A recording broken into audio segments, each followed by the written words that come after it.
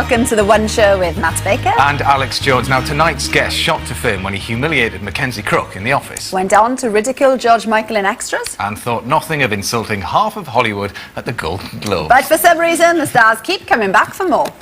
Do you have any idea who my leading lady is on this film? In the Tim Burton film? Yeah. Helena Bonham Carter? How'd you know? Stab in the dark. She thinks you're an idiot. Sorry, have I done something to offend you? What do you mean, like trashing me in front of like 200 million people at the Golden Globes? It's Ricky Gervais.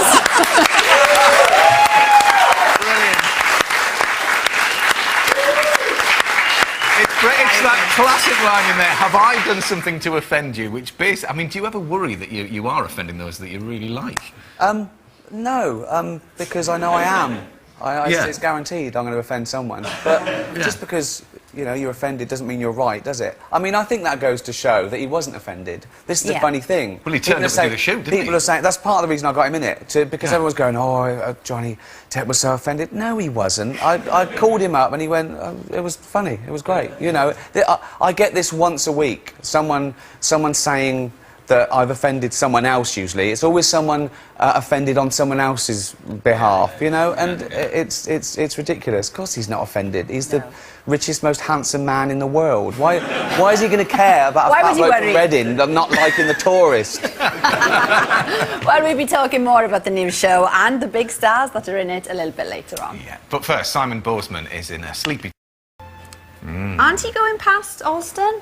A very remote area on the rickshaw? On my rickshaw, I am, yes. As we good were luck. saying, it's so high, so remote, they expect snowplows. I don't know if I'll have a snowplow on the You'll front be all right. Yeah, it's going to be high. Anyway, thanks, Simon, for that. Ricky, are you into community spirit? Are you big on that?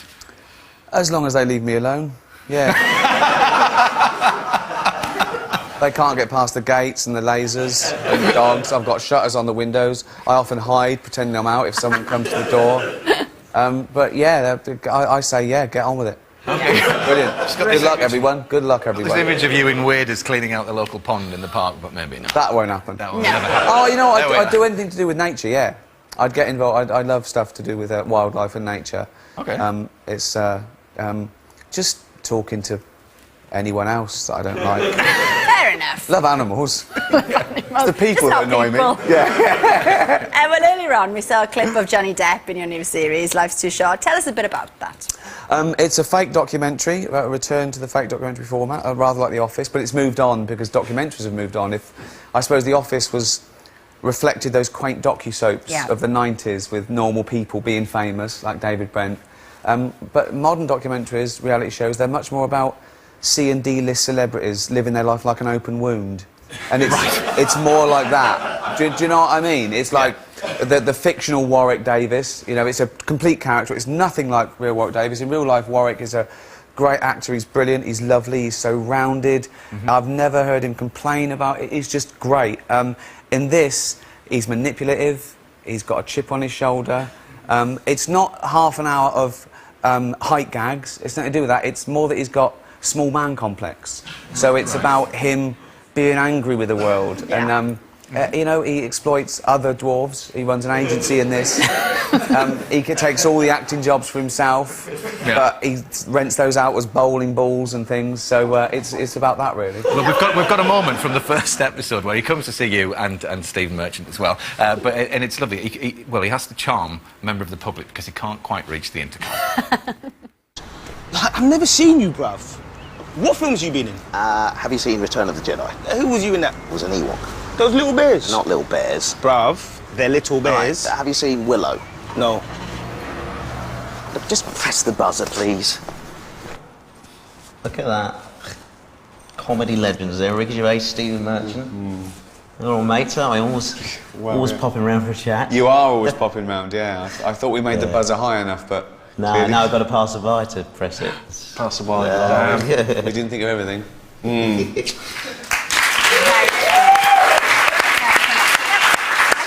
Some would see it as a bit un-PC. I mean, especially a hilarious bit when Warwick falls out the car. But how do you keep it on the right side? I don't know what this is of this.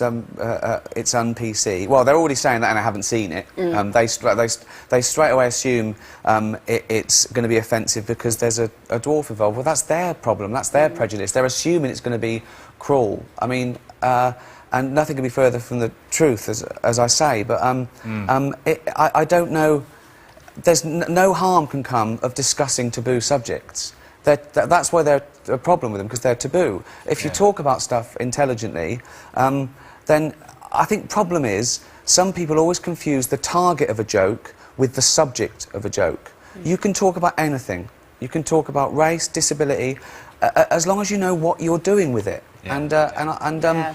People are always going to be offended. Yeah. They're always going to be offended, and there's nothing you can do about that. No. You know.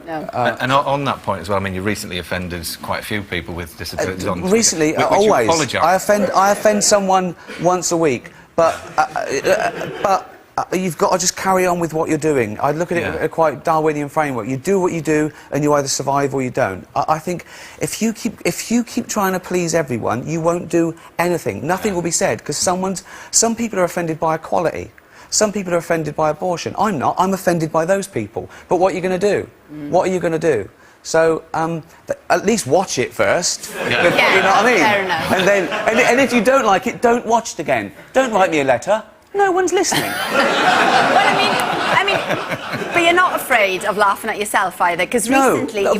But very often I am the butt of the joke. Yeah. It's my stupidity, it's me getting stuff wrong. Exactly. I mean, Curb Your Enthusiasm is a good example of that. Of course, that's it's your only deal in excruciating social faux pas and that, and sort of taboo subject. And that's what's funny, because it's usually about our middle-class angst. It's usually about our fear. Warwick, when he talks to people, he knows they're trying to avoid using the word little or small in just normal conversation.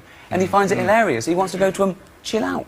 Yeah. It's all right, you know. Yeah. Well, let's just have a little look at you in action in that clip. This is you with Larry David. Go. Thanks so much for coming. Oh my God, I can't believe this. Signed.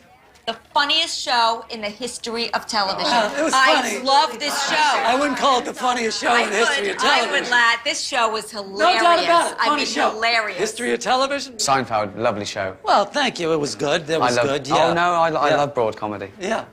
I will treasure this, Ricky. I like the laugh track on it. So happy he's reminds here. You when to so laugh. Excited. Oh, yeah. We didn't do one. But actually, it's a very funny show. Thank It's just odd to just show up with your own DVD. Yeah. I've never heard of somebody who's in something and then showing up with it. You've never heard of that? No. It's an odd thing.